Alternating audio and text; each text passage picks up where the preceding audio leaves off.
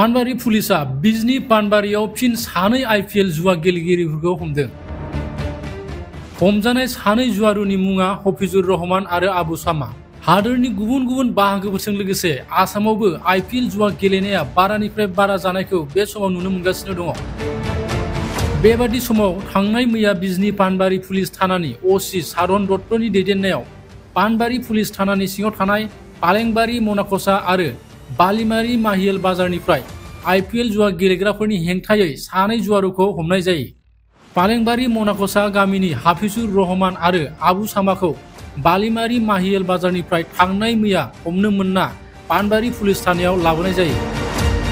पुलिसा हमजानाय सानै जुवारुफोरनिफ्राय गंथाम मबाइल फन जब्द खालामदों आरो गोबां खोथा मिथिनो थाखाय बे समाव पुलिसा सोंनाय फिननाय खालामगासिनो दं होनना मिथिनो मोननाय जादों।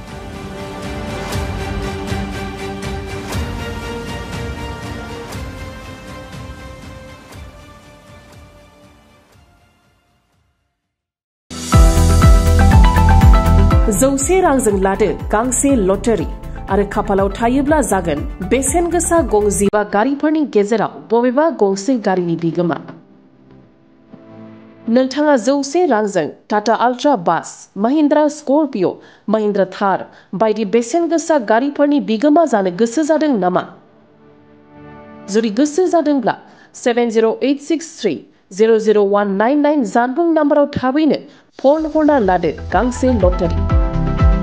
बेनि उनावनो खाफालाव थायोब्ला नोंथाङा जानो हागोन टाटा आल्ट्रा बास, महिन्द्रा स्कर्पिय', महिन्द्रा थार बायदि बेसेन गोसा गंसे गंजिबा गारिफोरनि गेजेराव बबेबा गंसे गारिनि बिगोमा। औ नंगौ, खाग्राबारि माइनाव जुबक संघनि बानजायनायाव सनाथि मायथाइ रंजालि बैसागु फोरबोनि मुङै बे लटारि खेलाखौ फैगौ मे दाननि 12 खालाराव खुंफुंनाय जागोन।